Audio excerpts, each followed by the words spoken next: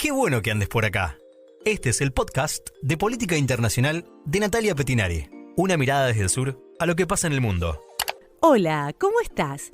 Joe Biden apareció este miércoles ante las cámaras por primera vez desde que renunció a la candidatura demócrata el domingo 21 de julio. Dijo que iba a hablar el viernes, pero finalmente se adelantó. Fue un histórico mensaje a los estadounidenses porque también la situación es histórica. Dijo Biden, la defensa de la democracia es más importante que cualquier título.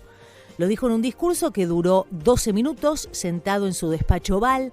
He decidido que la mejor manera de avanzar es pasar el testigo a una nueva generación. Finalmente, después de muchas especulaciones y semanas de luchas internas, hubo desenlace. Y con un gran acierto de Biden, que fue que enseguida nombró a la vicepresidenta Kamala Harris como su sucesora y despejó todo tipo de dudas. Esto dio lugar a que se le diera un apoyo masivo a la candidatura de Kamala y en cuestión de horas, importantísimas figuras demócratas salieron a bancar públicamente a Kamala Harris, que en 24 horas ya contaba con el apoyo suficiente de delegados como para convertirse en la candidata presidencial del partido. Elección que comenzará en Chicago este 19 de agosto en la Convención Nacional Demócrata. Lo cierto es que en cuestión de días todo cambió. El atentado a Trump pasó a segundo plano y los estrategas republicanos que estaban eufóricos ahora están en plena turbulencia porque tienen que readaptarse para competir contra una mujer mucho más joven que el propio Trump, hija de un padre negro y de una madre india, que inyectó una fuerte dosis de energía a una campaña demócrata que estaba paralizada. ¿Cuáles son las chances de Kamala para llegar a la presidencia de los Estados Unidos? ¿Podrá romper este techo de cristal que aún las mujeres de este país no han podido derribar, que es ejercer el cargo político más alto? De esto vamos a hablar en el podcast de hoy. Comenzamos. Lo que hasta ahora parecía pan comido para Trump con Biden enfrente, comenzó a complicarse para el republicano. La campaña para él venía cómoda, centrada en la edad y la capacidad de Biden para dirigir a los Estados Unidos, un hombre blanco de 81 años que cada tanto desvariaba, ¿no? Entonces Trump planteaba una duda que también tenía la mayoría de los estadounidenses, que tenía que ver con las capacidades mentales de Biden para gobernar. A esto se sumó un magnicidio para darle más espectacularidad y grandiosidad a la candidatura de Trump, y en pocos días el expresidente comenzó a fogonear con un discurso que lo pintaba como el elegido.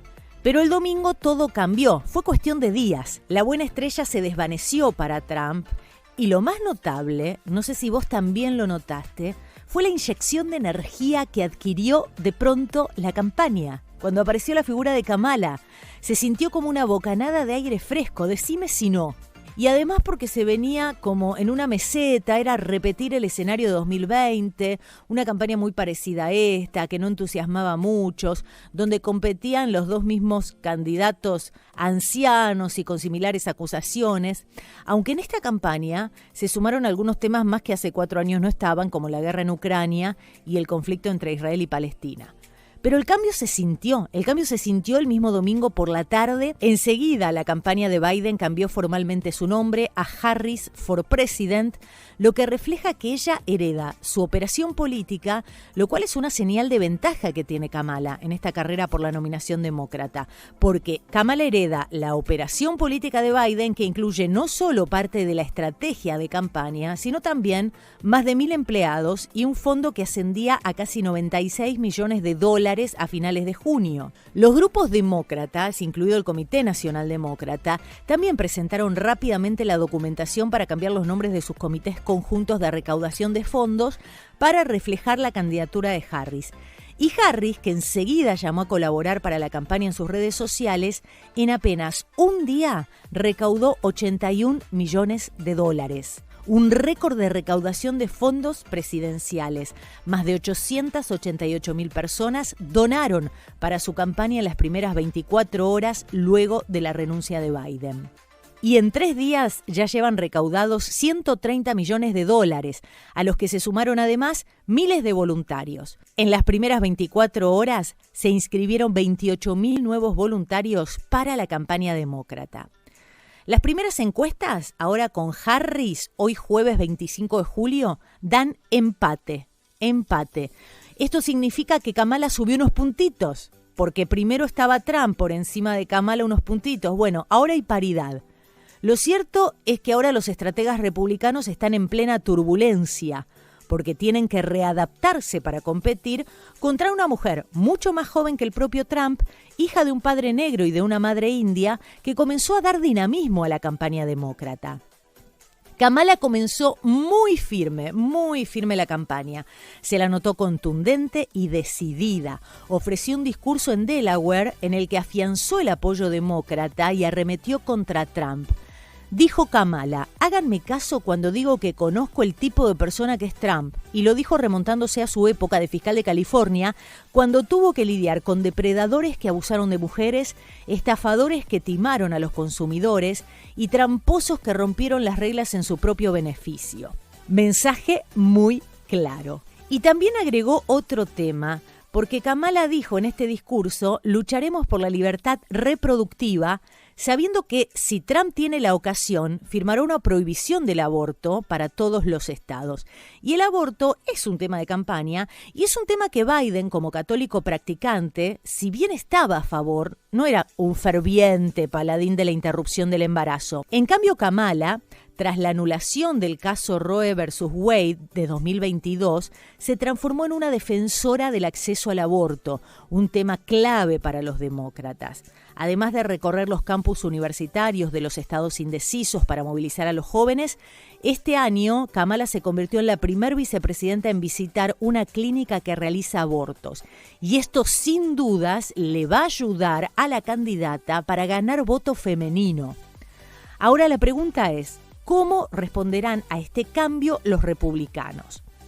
Bueno, probablemente los republicanos se centren en aspectos del historial de Kamala Harris. En las primeras semanas seguramente escuchemos de todo sobre ella, de hecho ya lo estamos haciendo, ahora te cuento.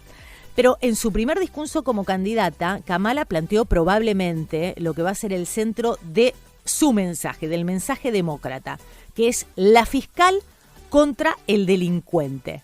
Como te contaba más arriba, ¿no? Lo que ella dijo, yo conozco a este tipo de personas como Trump. Un mensaje muy fuerte, ¿cierto? Muy fuerte. Un mensaje que va al punto. Y esto adquiere más sazón cuando aparece la noticia que Trump donó a la campaña de Kamala Harris cuando ella era fiscal de California. Escuchaste bien, Trump donó $6,000 a la campaña de Kamala después de que ella comenzara su carrera en la política estatal como fiscal general de California, un cargo que asumió en enero del 2011. La primera donación de Trump fue de $5,000 en septiembre de 2011, según los registros, e hizo una contribución adicional de $1,000 en febrero del 2013. Y su hija Ivanka también donó a la campaña de Kamala $2,000 en 2014, según datos de registros estatales.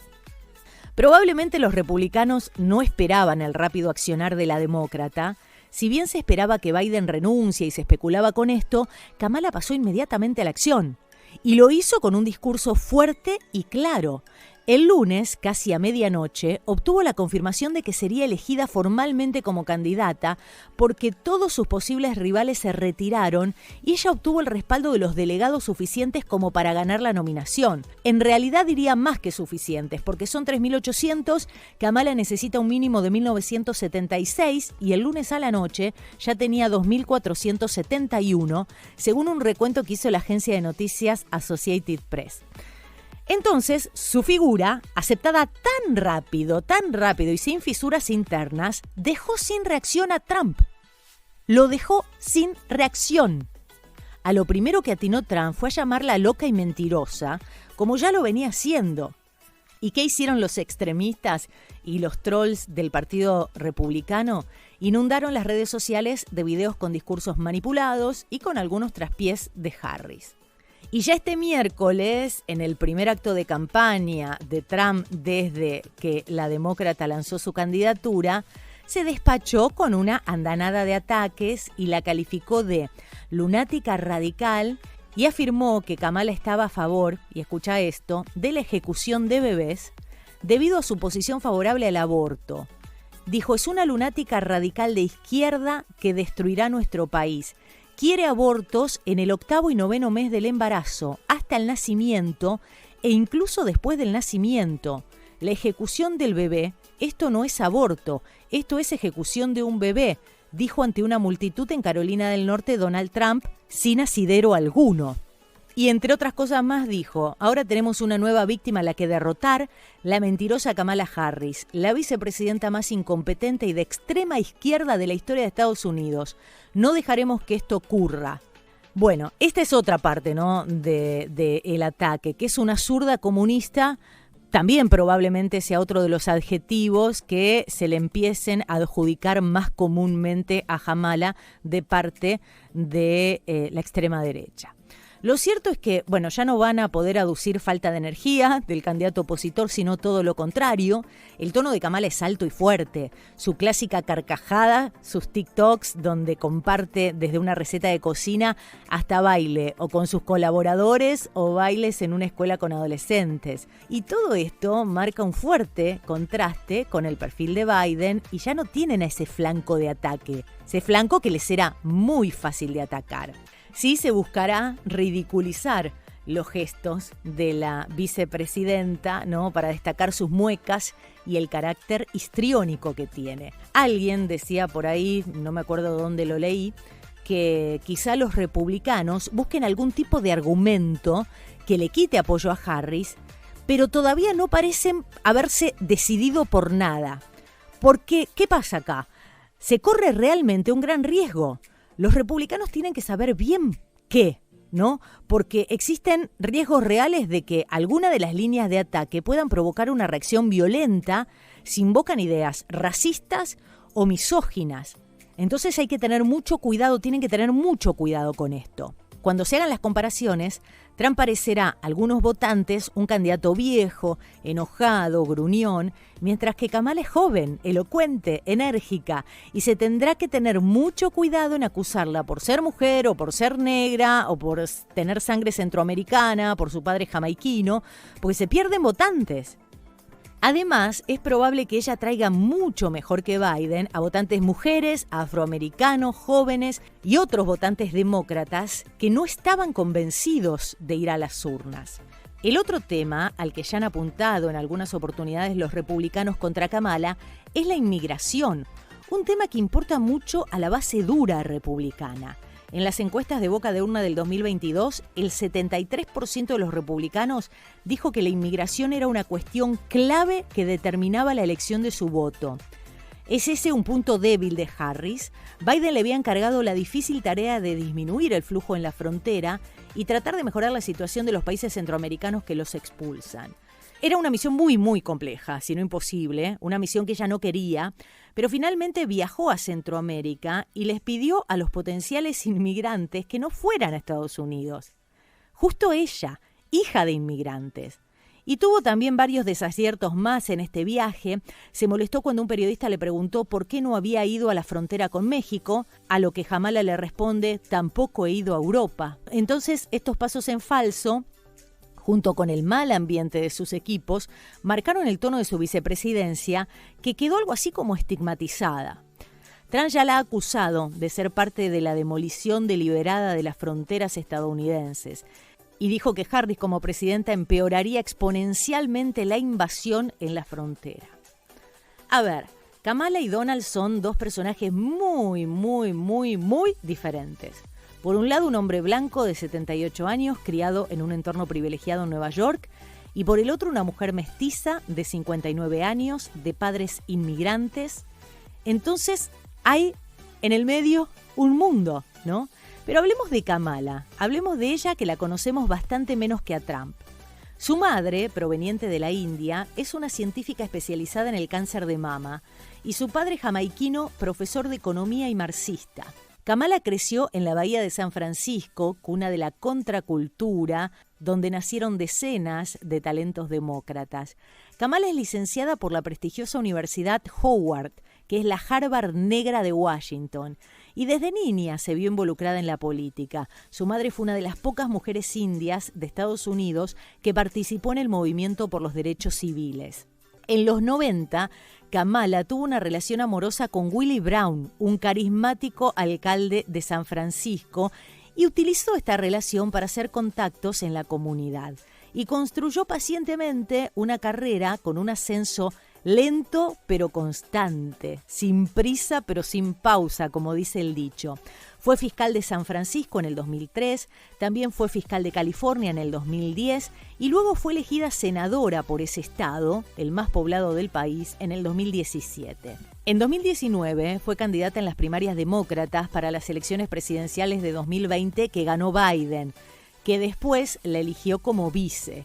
En ese entonces Kamala se tuvo que retirar de la carrera antes de la primera votación porque resulta que en medio de un debate televisivo una diputada la acusó de no ser la fiscal progresista que ella decía ser. La acusó de ignorar pruebas que habrían llevado a liberar a un inocente condenado a muerte cuando ella era fiscal de California. Y en ese momento Kamala fue incapaz de defenderse. La tomó desprevenida y la entonces senadora se tuvo que bajar de la campaña. Luego, otros aspectos negativos fueron apareciendo. Por ejemplo, como fiscal de la ciudad entre 2003 y 2010, defendió una iniciativa que amenazaba con la cárcel a los padres de alumnos que faltaran a clase. Una medida que fue considerada inhumana y cruel, incluso en su propio bando, ¿no? Con los hogares más pobres. Y como fiscal general de California, recibió también críticas por no investigar adecuadamente muchos casos de abuso policial con excesivo uso de la fuerza. Lo cierto es que Harris, de 59 años, ofrece una imagen mucho más enérgica que la que daba su jefe y también que la que da su contrincante republicano, la que da Trump, de 78 años. Este enfrentamiento esconde un capricho del destino interesante, ¿no? Porque Kamala tiene un pasado como fiscal general de California, mientras que el republicano es un delincuente convicto, al que un jurado de Nueva York consideró culpable de 34 delitos graves en el caso Stormy Daniels. Pero volvamos a la campaña. El respaldo más valioso para la candidatura de Harris se hizo rogar y fue a primera hora de la tarde del lunes, casi 24 horas después de la renuncia, la expresidenta de la Cámara de Representantes, que había mostrado en un momento interés por celebrar unas mini primarias para elegir al aspirante, emitió un comunicado que decía: con un inmenso orgullo y un optimismo ilimitado en el futuro de nuestro país, brindo mi respaldo a la vicepresidenta. Mi entusiasta apoyo es oficial, personal y político. Tengo plena confianza de que nos llevará hasta la victoria. Nancy Pelosi es californiana, como Harris, y su silencio había retumbado especialmente. Es una de las demócratas más influyentes y su apoyo era decisivo a la hora de abrochar las posibilidades de Harris. El matrimonio Clinton también la apoya, pero quien todavía no se ha expedido es Barack Obama. Pero muchos hablan de que podría actuar como en el 2020, ¿no? El expresidente esperará a conocer la elección final de los delegados para anunciar su valioso apoyo, lo cual es prácticamente un hecho. Solo habrá que esperar hasta la convención que comienza el 19 de agosto en Chicago, la Convención Nacional Demócrata. La candidata, Kamala Harris, se presenta a las elecciones con el objetivo de convertirse en la primera mujer presidenta de la historia de los Estados Unidos. Hillary Clinton se quedó en el 2016 ahí, a las puertas de romper este techo de cristal en una campaña que la enfrentó con Donald Trump, el mismo rival con el que casi seguramente se medirá ahora la flamante aspirante demócrata. Lo cierto es que la extrema derecha, como suele hacer con cualquiera de sus enemigos, se ha lanzado a demonizar a Harris en un plan depredador. Y también, como suele hacer la extrema derecha, buscará viejas teorías conspirativas para cuestionar su ya casi indiscutible candidatura. Claro, para finalizar, Kamala Harris asusta al Partido Republicano. Asusta por muchas cuestiones que describí más arriba, ¿no? Y porque, entre otras cosas, su derecho al aborto permitió a los demócratas un resultado mejor del esperado en las elecciones de medio término en el 2022. Pero creo que lo que más puede llegar a perjudicar a Trump es la formación legal de Kamala y la dirección que está tomando su discurso en el sentido de la fiscal contra el delincuente. Kamala logra ese efecto cuando dice arremeter contra un candidato convicto con procesos penales pendientes. Logró un efecto fuerte. Pero faltan 100 días para las elecciones generales, la fecha es el 5 de noviembre y como se ha visto, todo puede pasar. Hasta acá llegamos hoy. Seguime en redes sociales, Instagram, Facebook, TikTok, YouTube y X. En todos estoy como Natalia o Nati Petinari. Nati con I latina y Petinari con doble T. Hasta la próxima. Tratamos de aportar ideas para la salvación de este planeta.